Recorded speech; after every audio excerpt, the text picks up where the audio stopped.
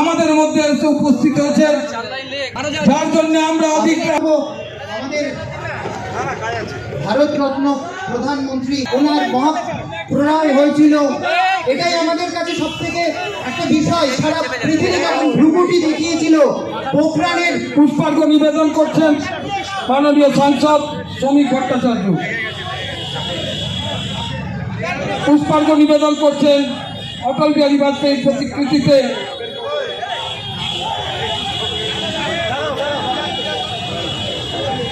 আজ অটলজি প্রাণ দিবস, যে প্রাণ পুরুষ আমাদের মধ্যে নেই, কিন্তু তার শাসনকালে তিনি দেখিয়ে দিয়ে গেছেন কিভাবে মানুষের সাথে মানুষের কাছে মানুষের কাজ করা যায়। তার 6 বছরের যে কার্যকাল ছিল, আজও মানুষ স্মরণ করে। তারই অঙ্গস্বরূপ সারা ভারতবর্ষ জুড়ে প্রত্যেকটি রাজ্যকে যখন জুড়ে দিয়েছে সেই সরকারি চতুর্ভুজ যোজনা, অন্নদায় অন্নপূর্ণা যোজনা, এইরকম কার্যক্রম আমাদের মধ্যে পেয়েছে। এই জায়গাটা একটুখানি ফাঁকা করে দিন, সংবাদ মাধ্যমের বন্ধুদের জন্য একটুখানি ছেড়ে দিন।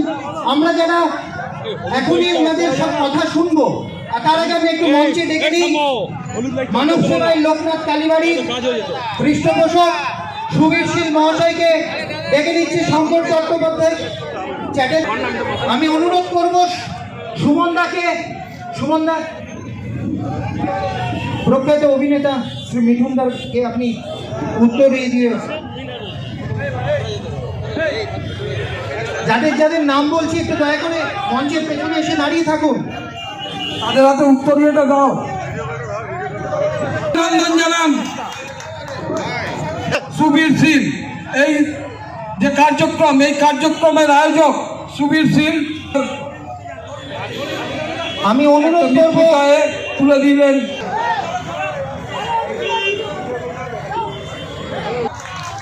শ্রমিকদের হাতে।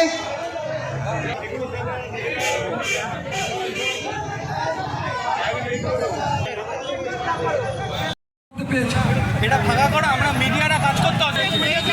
অনন্ত ঘোষ মহাশয়কে একটু দয়া করে আপনারা আসুন।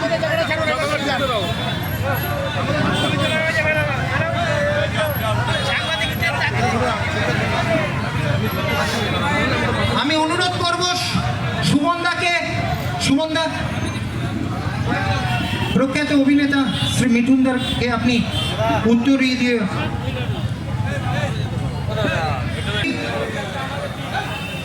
মূর্তি নিয়ে এগিয়ে আসার জন্য করতালি দিয়ে অভিনন্দন জানান।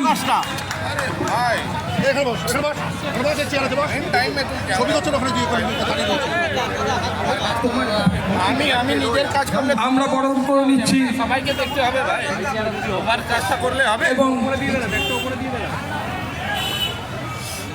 জয় বাবা লোকনাথ মানব সেবা লেক কালীবাড়ির পক্ষ থেকে আমরা বরণ করে নিয়েছি এবং লোকনাথ বাবার একটি মূর্তি দিয়ে মূর্তি তুলে দিচ্ছেন সুবীর শীল।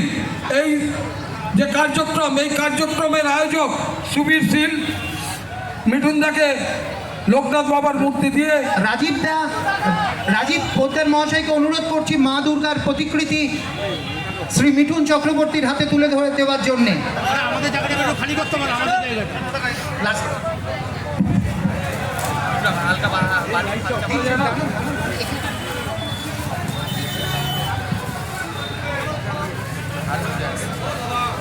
এদিকটা ঠিক আছে, ওখানে থাক, ওখানে থাক। মা দুর্গার আমি অনুরোধ করব তুলে দিলেন খালিল আহমেদ সাহেব এবং শুভঙ্কর সেনকে এগিয়ে আসার জন্য। খালিল আহমেদ সাহেব তারা একটু পুষ্পার্ঘ দেবেন।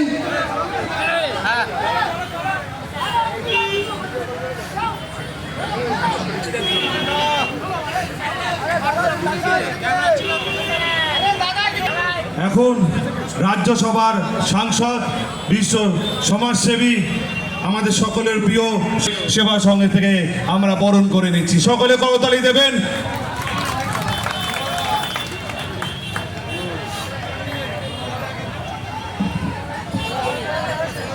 লোকনাথ বাবার মূর্তি তুলে দিচ্ছেন শঙ্কর চ্যাটার্জি মহাশয় শ্রমিকদের হাতে।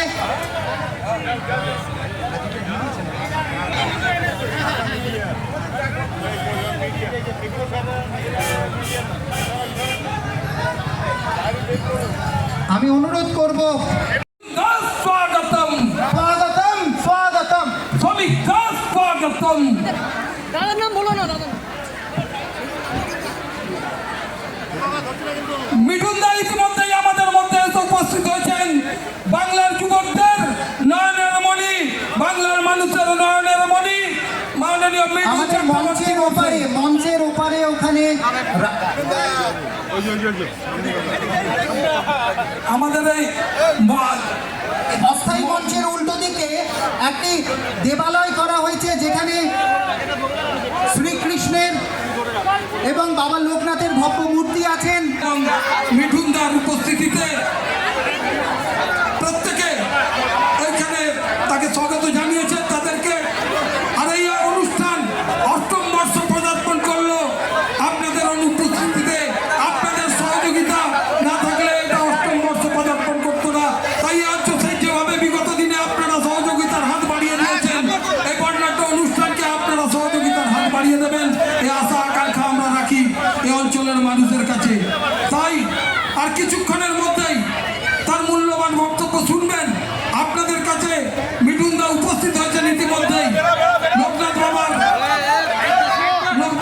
মূর্তিতে মাল্যার্পণ করে আর কিছুক্ষণের মধ্যেই আমাদের মধ্যে আমি আমাদের দুই উপস্থিত হবেন। অতিথিকে মঞ্চে আসার জন্য আহ্বান জানাবো। স্বেচ্ছাসেবী আমাদের সংগঠনের যারা স্বেচ্ছাসেবী ভাই ও বোনেরা আছেন, দয়া করে আমাদের দুই সম্মানীয় অতিথিকে মঞ্চে নিয়ে আসুন। জায়গাটা একটু ফাঁকা রাখবেন। আমি আপনাদের কাছে অনুরোধ করব, এই সামনের জায়গাটা ফাঁকা রাখুন। আমাদের দুই সম্মানীয় অতিথিকে আমরা মঞ্চে ডেকে নিচ্ছি। আপনাদের উজ্জ্বল উপস্থিতি আমাদের আজকের এই অনুষ্ঠান আরো সাফল্যমণ্ডিত হবে। আমি অনুরোধ করব আমাদের ভারতরত্ন প্রধানমন্ত্রী অটল বিহারী বাজপেয়ীর ছবিতে শ্রদ্ধার্ঘ্য নিবেদন করবেন আমাদের দুই অতিথি।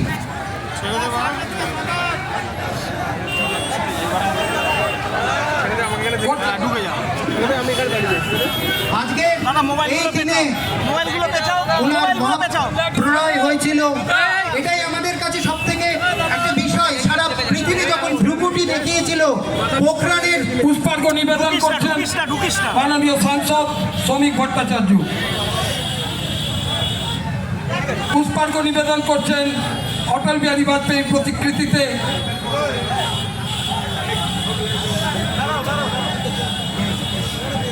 আজ অটলজি প্রাণ দিবস, যে প্রাণ পুরুষ আমাদের মধ্যে নেই, কিন্তু তার শাসনকালে তিনি দেখিয়ে দিয়ে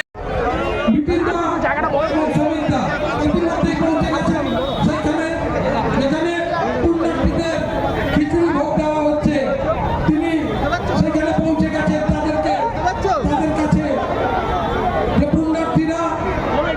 পুণ্যার্থীদের জন্য যে খিচুড়ি ভোগের আয়োজন করা হচ্ছে, সেখানে মিঠুন দা এবং শ্রমিকরা পৌঁছে গেছেন। তাদের সাথে মিলিত হন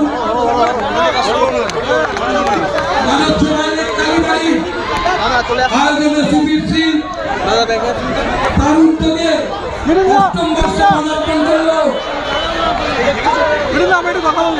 যারা আশীর্বাদ নিয়ে কার্যক্রম আজকে যে ছবির যে প্রকাশ করা নিয়ে যে বিতর্ক তৈরি হচ্ছে, কি বলবে? শুভঙ্কর, অভিজিৎ এবং আমাদের অগস্ট ভাইরা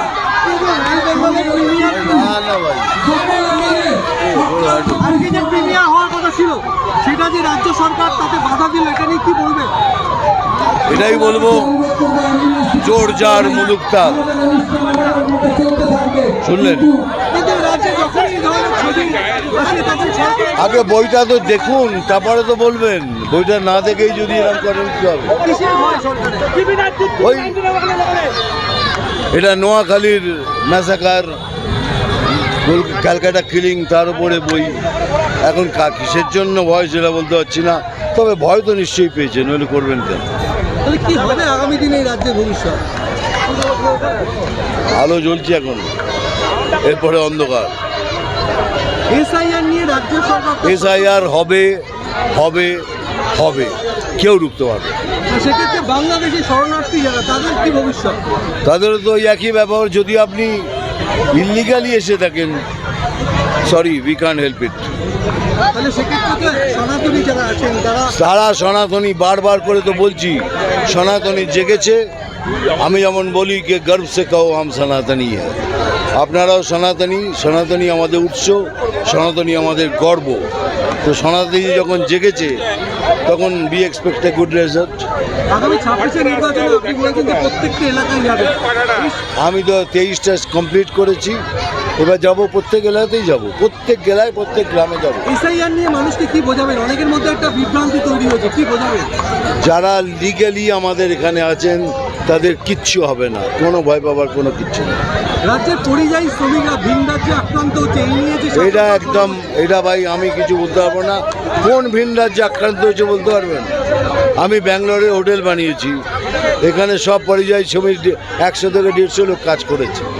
এখন যদি আমি ফোন করে বলি না আকবর আমার এখানে 2x2 কাজ ভাগ করে দিবি, বলে দাদা একজনও খালি নেই। খুব আনন্দ আছেন ওরা, খুব ভালো কাজ। এইসব করে ওদের যদি আবার কষ্ট পেলেন, ওরা এসে গেলে কি পাবে? এখানে তো কিছু করার নেই, অ্যাটলিস্ট ওরা তো সুখে রয়েছে ওখানে। আর্জি করে নির্যাতিতার পরিবার তারা নিরাপত্তা অভয়ার বিচার চাই, অভয়ার বিচার চাই। मैं तो सोच ही नहीं सकता कि इतने बड़े होटल में ये काम हो सकता है। I am very surprised. ITC is a hotel to reckon with. সেখানে ভেতরে ঢুকে এরকম হতে পারে, এটা তো পাওয়া যায় না। ये ऐसा हो गया तो मैं सोच ही नहीं सकता। IT is a hotel to reckon with, so big hotel, और वहाँ ऐसा हुआ तो वेरी सरप्राइज। सर उसके अगेंस्ट में बहुत सा FIR भी हुआ है। सर ये सब होता रहेगा, चलता रहेगा, और बंगाल फाइल रिलीज भी होगी। सर बीजेपी का भरोसा सभी कोई करता है, मगर वोट के बाद दिखा जाता है उन लोगों का जैसे सपोर्ट नहीं मिलता। इन लोगों का कहना है जैसे अभय का विचार वहाँ पे CBI का लैंग्वेज ये सब होते, तो भरोसा बीजेपी को भरोसा करने के लिए क्या करना पड़ेगा? ये कुछ नहीं करना पड़ेगा। आप CBI पे दिया है ना केस, तो देखिए वेट कीजिए। लेकिन मुझे पूछेंगे, मैं कहूँगा कि अबाया का विचार मिलना ही चाहिए बस। इस बार का 26 में क्या दिक्कत?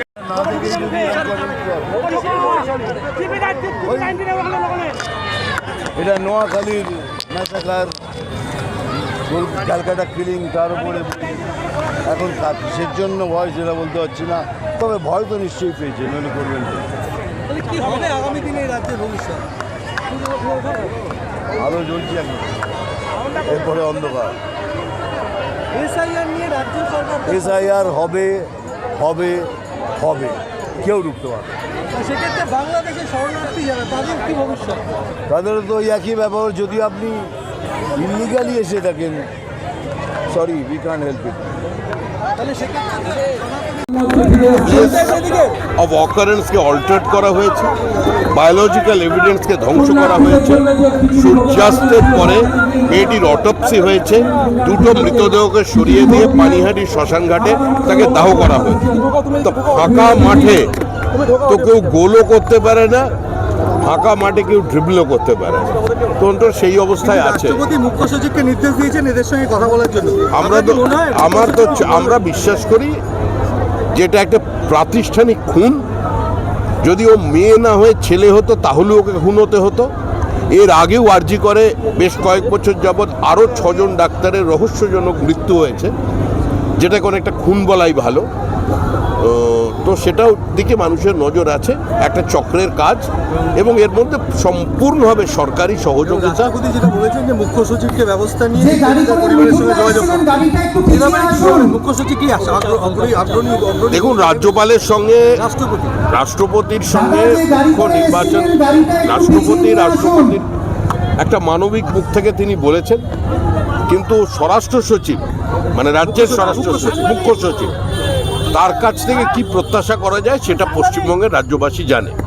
যে রাজ্যে প্রশাসনের রাজনীতিকরণ সম্পূর্ণ হয়েছে, যেখানে সরাসরি রাজ্যের IAS অফিসাররাও সাংবিধানিক সংকট তৈরি করতে ব্যস্ত আছেন, তো সেখানে খুব একটা বেশি প্রত্যাশা করা যায় না। নির্যাতিতার পরিবার নিরাপত্তা চেয়ে আদালতে দ্বারস্থ হচ্ছে, কি বলবেন? বায়োলজিক্যাল এভিডেন্সকে ধ্বংস করা হয়েছে। সূর্যাস্তের পরে মেয়েটির অটপসি হয়েছে, দুটো মৃতদেহকে সরিয়ে দিয়ে পানিহাটি শ্মশান ঘাটে তাকে দাহ করা হয়েছে। তো ফাঁকা মাঠে তো কেউ গোলও করতে পারে না, ফাঁকা মাঠে কেউ ড্রিবলও করতে পারে না। তন্ত্র সেই অবস্থায় আছে। মুখ্য সচিবকে নির্দেশ দিয়েছেন এদের সঙ্গে কথা বলার জন্য। আমরা বিশ্বাস করি যেটা একটা প্রাতিষ্ঠানিক খুন। যদি ও মেয়ে না হয়ে ছেলে হতো তাহলে ওকে খুন হতে হতো। এর আগেও আরজি করে বেশ কয়েক বছর যাবৎ আরও 6 জন ডাক্তারের রহস্যজনক মৃত্যু হয়েছে, যেটা কোনো একটা খুন বলাই ভালো। তো সেটাও দিকে মানুষের নজর আছে, একটা চক্রের কাজ, এবং এর মধ্যে সম্পূর্ণভাবে সরকারি সহযোগিতা। রাষ্ট্রপতি যেটা বলেছেন যে মুখ্য সচিবকে ব্যবস্থা নিয়ে যে গাড়ি করে মিঠুনদা এসেছিলেন, গাড়িটা একটু পিছিয়ে আসুন। মুখ্য সচিব কি দেখুন, রাজ্যপালের সঙ্গে রাষ্ট্রপতির সঙ্গে দাদা যে গাড়ি করে নির্বাচন এসেছিলেন, গাড়িটা একটু পিছিয়ে আসুন। একটা মানবিক মুখ থেকে তিনি বলেছেন, কিন্তু স্বরাষ্ট্র সচিব মানে রাজ্যের স্বরাষ্ট্র সচিব, মুখ্য সচিব, তার কাছ থেকে কি প্রত্যাশা করা যায় সেটা পশ্চিমবঙ্গের রাজ্যবাসী জানে। যে রাজ্যে প্রশাসনের রাজনীতিকরণ সম্পূর্ণ হচ্ছে, যেখানে সরাসরি রাজ্যের আইএস অফিসাররাও সাংবিধানিক সংকট তৈরি করতে ব্যস্ত আছেন, তো সেখানে খুব একটা বেশি প্রত্যাশা করা যায়। নির্যাতিতার পরিবার নিরাপত্তা চেয়ে लेकर आया है वो चीफ सेक्रेटरी को भी सीसी करके दिया है। इसके बाद क्या है? देखिए, सारे पश्चिम बंगाल का जो एडमिनिस्ट्रेशन है वो पॉलिटिसाइज हो गया, तो हम लोग ज़्यादा आशा नहीं करते हैं। जिस जगह में आज की डेट में आईएएस ऑफिसर भी कॉन्स्टिट्यूशनल क्राइसिस बना रहे हैं, उस जगह से ज़्यादा प्रत्याशा करना भूल है।